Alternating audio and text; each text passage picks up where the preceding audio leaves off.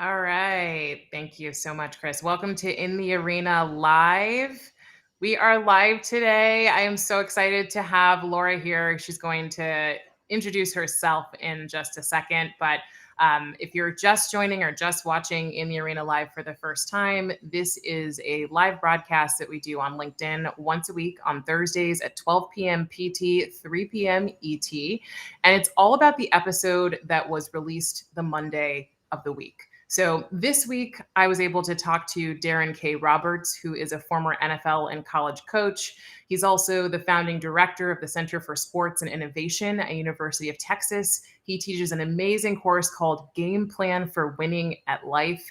And our conversation was all about his Darrenism, I'm calling it, called Waging War Against Your Status Quo. So today we're going to be diving into what that looks like, and we're going to be giving you some takeaways that you can move forward with. We'll have some fun ones for you around experimentation, so we can't wait to share that. And first, though, I will kick it off to Laura. I would love for you to introduce yourself, tell us who you are, and let's just get into it. Tell us about the last time or a recent time you got rejected. Yeah, absolutely. Thank you, Leah. I'm super excited to be here with you today. It's my first time doing a LinkedIn Live.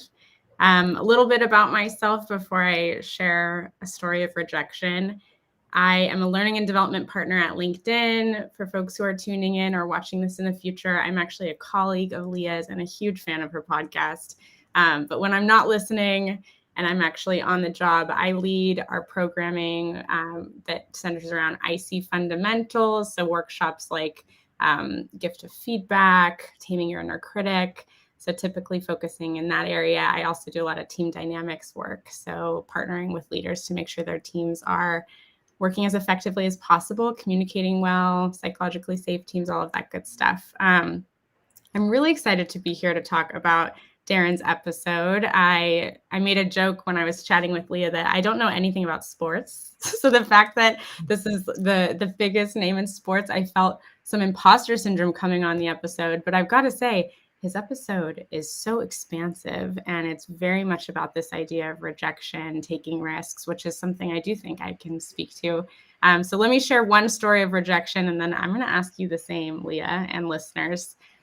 A long time ago in college, was trying to find my niche. I'm not going to do a recent rejection because I think this one is funnier. Was trying to find a place on campus that felt like home. And I had come from a musical theater background. So I auditioned for not one, not two, but 3 a cappella groups and was rejected by all. And so I like to think I really stayed in the deep, as Darren said, in that I kept trying after the first and even the second.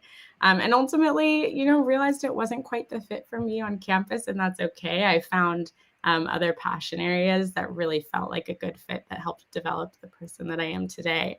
So that's just kind of a fun story of rejection. And no, I'm not singing professionally at all at this stage, if you're wondering.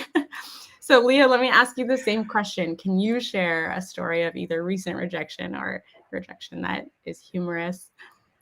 Yeah, and by the way, you and I could start an a cappella group because I used to sing too. Right. So new learning here. We could start an a cappella group together. Story of rejection. Let's see, mine is actually about work. So in 2014, so mine's not super recent, though I definitely have some more recent ones too. I was hoping to get a role on a specific team actually here at LinkedIn. And I had, done everything. So I thought to set myself up for the role, and I didn't get it. And I was devastated and sort of wayward afterwards. So, I found out I didn't get it. The person who chose to hire someone else was going to be the leader, and I really liked this person. So it was a really tough experience. And then I sort of ended up, and we'll get into this too, I ended up in this kind of wayward space of what do I want? Where do I go? What do I do? I'm like spiraling, unclear, because this role was actually a total pivot from what I was doing already or doing at the time. So, we'll talk a bit more about this, and maybe we can go into it now, Laura, because I'd love to hear from you too. But, in the moment, it felt terrible. It was Mm. not fun. And I think the thing that was least fun was actually the stories that I made up about my own value and my ability to do what I wanted to do because of that rejection, and not Mm. actually the rejection itself. And this is the unfortunate, tough part about going through hard stuff, which you probably know too, Laura, is it's normally only when you're looking back that you realize, like, oh, right, that's why that had to happen, and that had to happen, that had to happen. And there goes my dog. She agrees. Piper's thinking, I have a story of rejection and I'm not getting my chance to share it. She absolutely um, does. yeah, that whole piece of looking back and only kind of being able to see that hindsight view of rejection, that is so real. And I think it kind of speaks to one of the quotes. There were so many, you coined the term Darrenisms that really stuck out to me that I wanted to just like write down and keep forever. And one of them is, a better world has more people who are willing to get it wrong. It's such a tough thing to put yourself in that position of openness to rejection and to failure, being willing to take those risks. And I think that's a lot of what we're going to talk about today, is just how do you take small controlled risks where you can, when you need to do that kind of pivot. Yeah. Well, and Darrenisms, there were so many. If you haven't listened to the episode, Darren is just, he's a wealth of knowledge and a wealth of different sayings that you'll take with you and think about forever. But one of those is the one you just shared. And I'm curious, Laura, so like, you get rejected, you get it wrong, and then what happens? That's a great point. And I think I'll kind of zoom forward, like, further than that a cappella moment, just to keep it a little more fresh and relevant, both for myself and for all of you listeners. When I am out there and I get rejected and I'm putting myself in that position of taking those risks, I'm not an expert. It's not that I don't feel crappy after it happens. A lot of those human emotions, they just happen, and it's a matter of creating space for learning through that opportunity. So when the rejection happens, so for an example, during the pandemic, I think a lot of folks can relate to this. I was laid off. A lot of folks were laid off from my company. I used to work at Lyft for a few years, and I was devastated and I felt deeply rejected as an individual, even though, kind of like you said, it wasn't related to my character or my value to the team, to the company. Although I'm sure, sometimes there are so many different factors that go into it. This was my situation. And I really had to come away from that and decide, like, what's next? What happens for me from this experience? How do I learn from that moment in which everything changes? There's a pivot, there's a gap. And with the great reshuffle that's happening, I know you've talked a lot about this on your podcast. I think a lot of this is relevant, just like kind of strapping up and really thinking about your values, your skills, and not just your skills, but the skills you like using. This is a lot of what I talk about in my career development series at LinkedIn.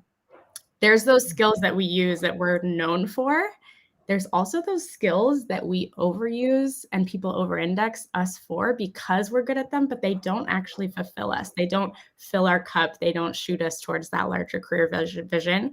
So I think in a moment like post-layoff, or in a moment of a career pivot, or after a rejection, just really grounding down in your core values that drive you. What kind of environments fill your cup? What kind of work feels most meaningful to you? And always bringing it back to the skills that you like to use. I think that's going to be a great driver. I love that. Bringing it back to the skills you like to use. Yeah. I've had in my, in becoming a coach, I realized I was overusing my coaching skills with my Mm. friends. So I became the like, call Leah if you want to talk about a challenge, right? And I knew how to ask the questions and do what I needed to do, but it wasn't actually serving me at the time. Yeah. Yeah. So I totally love that. And you said something about the challenges during COVID and being laid off. And I can imagine you, like many other people who were laid off from your company and from others, were not Yeah. expecting this to happen. Mm-mm. So, I would love to hear kind of your perspective on what happens when we have this experience that we weren't expecting, and we've got to go back and rewrite all of the other expectations we had because of that experience. Yeah, that's such a great question. And start thinking about your answer too, because I want to turn that one and hear more about what happened when that role didn't work out and how you pivoted there. But I'll certainly answer first and say, when the layoff happened and when I had to kind of reset expectations, I think creating some space and incorporating self-compassion to allow yourself to feel some disappointment is a really important first step. I'm not the person who's going to say, straight ahead, like, don't give up immediately, stay the same miles per hour that you were going before and you'll reach your goals. I actually think there is pause that needs to happen. So I allowed myself that. I think one of the bigger learnings that I had and that I continue to see in the podcast example for Darren is this idea that when expectations don't shape up the way we want, we sometimes feel like we have a sunk cost. So if you're on a path, you're on a plan. In my case, I'm, working in learning and development at Lyft, and ultimately I have to go off my path. It can feel like I'm losing time in my career, in my plan. Or if you want to make a small change or even a big change, shift career plans entirely, but you're worried that it's wasting the MBA that you got or the law degree. These are questions that we all have. And I think it's a matter of, again, going back to those values and skills to see where can a small pivot really get us closer to that vision of what success and joy looks like in our futures, and focusing on what you said in the podcast, meaning over job title. And I know Piper has a lot of passion around meaning. She's speaking up now, which is so wonderful. So yeah, thank you for the question. And I'd love to turn it back to you and say, what about your experience when that role didn't work out? How did you find yourself kind of pivoting when you had that expectation that it would, when suddenly you found yourself with a little bit of a dead end ahead? And which way did you go? How did you manage that? Yeah, well, and thanks for sharing, pieces of your story and some of those learnings. And yes, Piper definitely agrees. And after I don't know 2 years, almost 2 years, she still doesn't understand what work is. So I can't control for it. But let's see. I mean, when I lost didn't lost the opportunity that I was going for, I didn't lose my job. I still had a role, and I in fact moved into a different role. I would say actually what I connect back to is what you said earlier, which is being grounded in your values, which I see, Michelle in the chat shared, she loves that kind of take. I didn't know what my values were at the time. So, at the time, all I was doing was trying to figure out, all right, what's next? All I knew is I didn't want to do what I was doing anymore and I wanted to do something else. And I had really wanted this. And if I couldn't do this and I had to move quickly. So I took the approach opposite of your pause. And I learned a lot from it. I ended up, in a role that took me away from working at LinkedIn. And had no idea kind of what was next, and then ended up back here, 5 years later. So again, it all works out, I think, the way that it's supposed to. But had I had a specific experience of saying, like, let me sit down and pause and figure out what my values are, how I want to move forward, and what skills I want to lean into that are meaningful to me, not just what people know me for, I probably would have made a different decision. But at the same time, I oddly I'm glad I didn't, right? So there's kind of that. Yeah. Well, Leah, let me ask you, because I think you're getting to something that could be super beneficial to the folks joining us now and in the future too. How did you identify your values when you found that you didn't have them quite clear enough? Was there a specific exercise you went through, a book that you'd recommend? A book I'd recommend. I'm like, there's piles of books I would recommend. Piles. But so many books. I didn't really identify my values in a meaningful way until maybe 2 years after that, 3 years after that. I find that sometimes you find your values by doing a lot of stuff you don't like, or finding yourself in an unhappy place and recognizing this does not work for me. So something else needs to happen that does work. And so I think even finding your values, we're talking about experiments, is an experiment. So I found the way that I did it was I decided to become a coach. I knew that's a part of what I wanted to do, and I could feel that. And in that, they actually had, it was a year-long program, in the first session, you walk in and you're in this giant room, you're in a circle with 24 other people, you don't know who they are. And within like 25 minutes, you're all crying. And you have no idea how this happens, how you're connected to these people, but you know it's going to be meaningful and you're going to be with them for the next year. Or at least 6 months. So in the first session, they actually had us do a values identifying process. And you start with some of these, like, I don't know if you've heard, like, I get really disillusioned with some of those values of like honesty or, experimentation, like, even though we're talking about it, but values that don't actually speak to you as a person. And so you start with some of those broad ones just to get a sense of them, and then you really make them your own.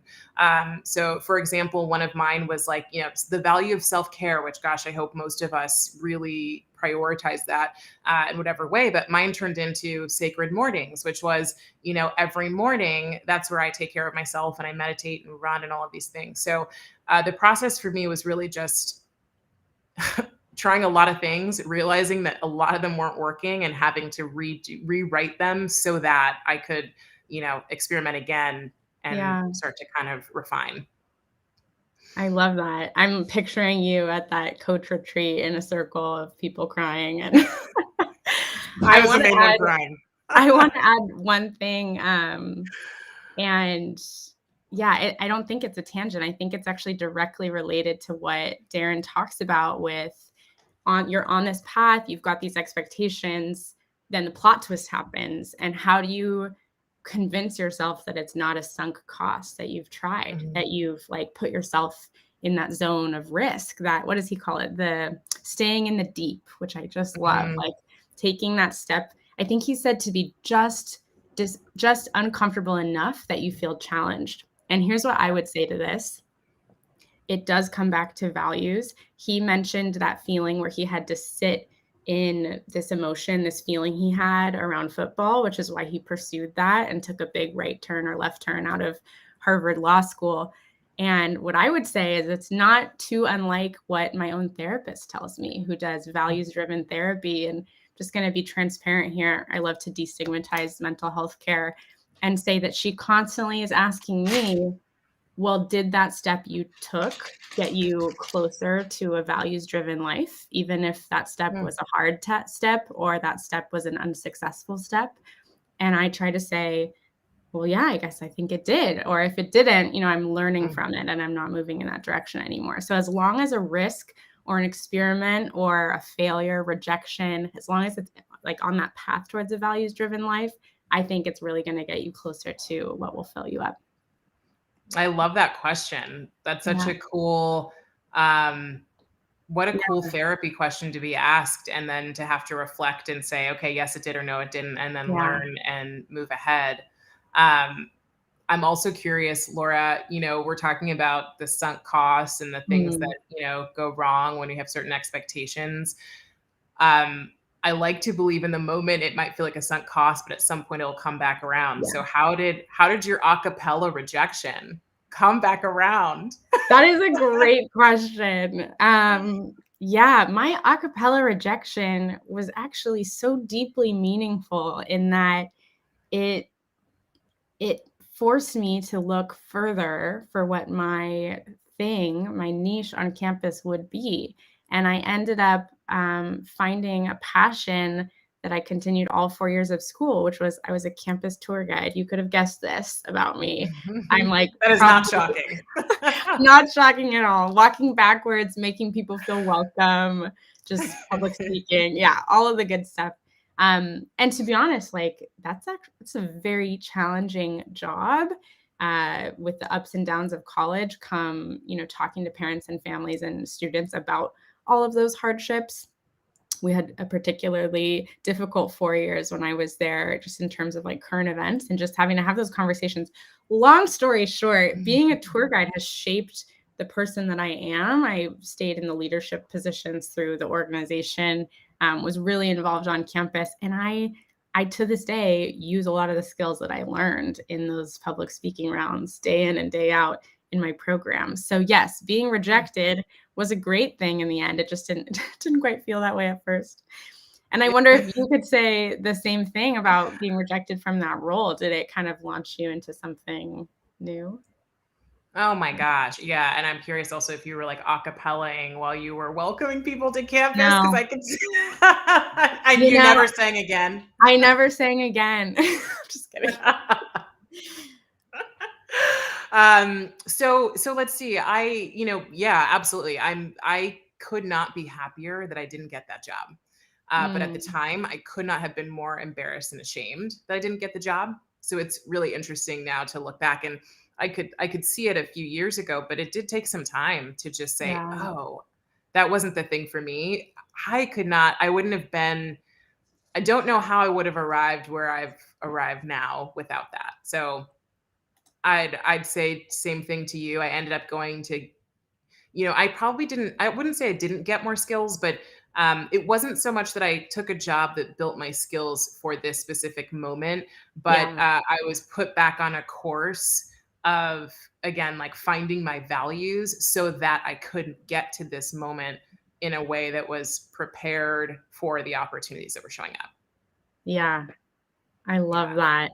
And we're we're getting in the chat that we should close out with a Close out musical with number from Shannon. that. I'm gonna have to think about that, Shannon.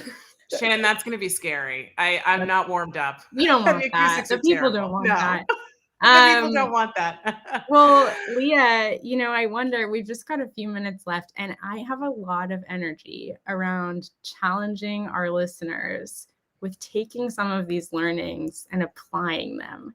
And I I love wonder if it. we might ask them to walk away and do something today, and specifically to Yeah. ask them to wage war against the status quo, as Darren said. And yes, Shannon, take the risk. Thank you for chatting that in.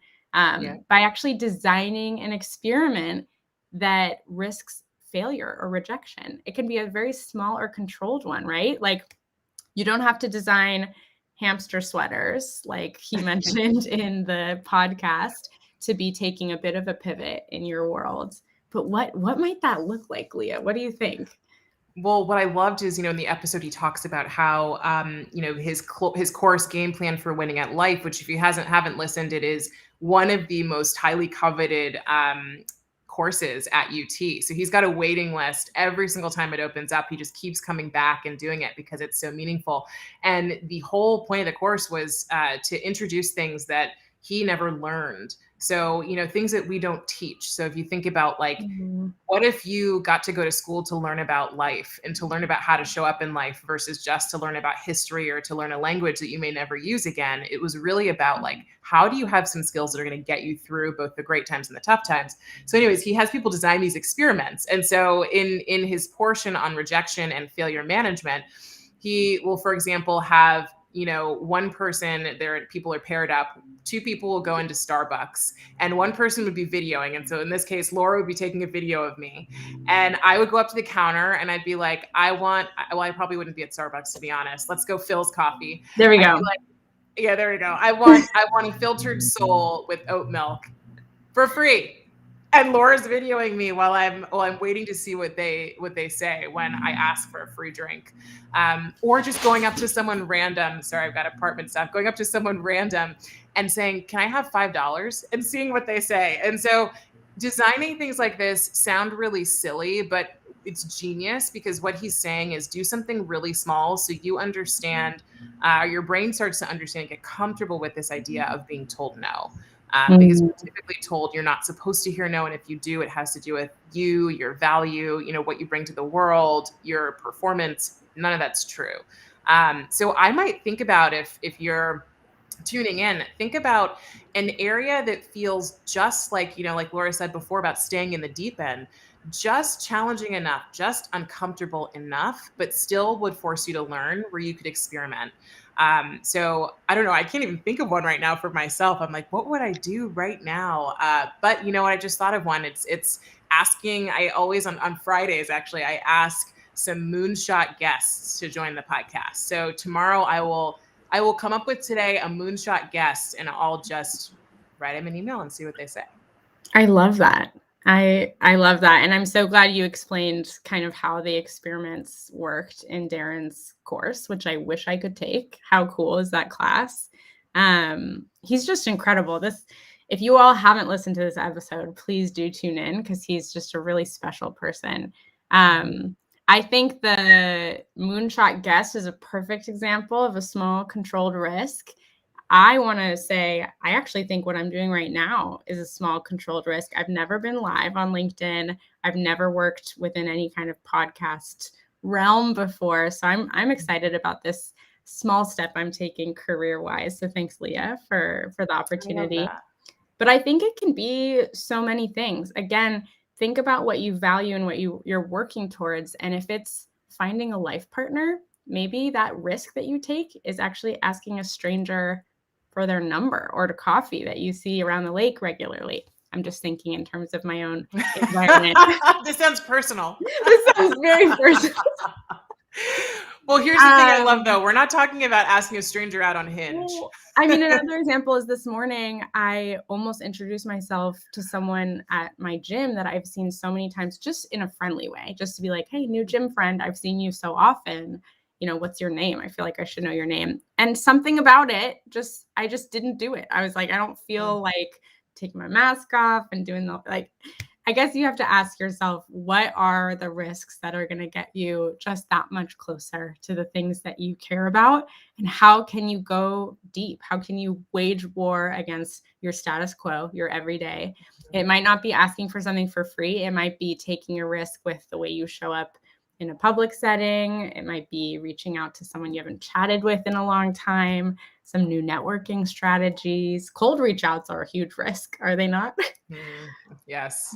Yeah. Well, I mean, I was in sales for the first 7 years of my life, so I'm like, whatever at this point. I've Whatever. gotten a lot of no response, but this is higher stakes, right? Yeah. I'm selling my work versus just reaching out to kind of talk about a product. But I love this. So Laura, you're today already doing your rejection or your experimentation to wage war against your status quo. Right. I'm gonna actually call that, though, a no. What are you gonna do after today? What am I going to do after today? That is such a great question. I should have come up with this before I came on live, but let me think of something. Waging war on my status quo next week. What will it look like? I think waging war on my status quo next week could be this small controlled risk I will take. We're going through some changes with work right now in the way that we operate, our leadership structure.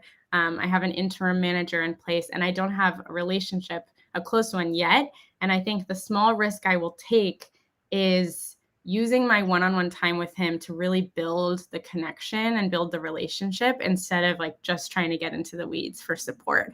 And I think that that's a risk because it's less comfortable for me than just going right into work, because that's where I need a lot of help right now. But I think it's a good risk for my future because he'll be my manager for X amount of time. I want to see if I can challenge the two of us to carve out space to really get to know one another.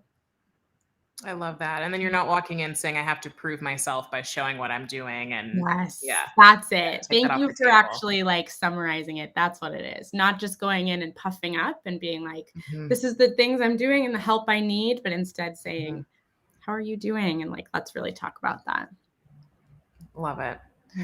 All righty. So for all of our guests, thank you so much. Our guests, all of our listeners, and to our guest, Laura, thank you so much for joining. Laura will be back in the next couple weeks. So we've got a few more people rotating through. She will join us again. For everybody tuning in, thank you so much for joining us for 30 minutes. And we would love to hear from you. What is the new experiment you're going to design? I love that you added a week, Laura, in the next week that will help you wage war against your status quo. And we will see you next Thursday.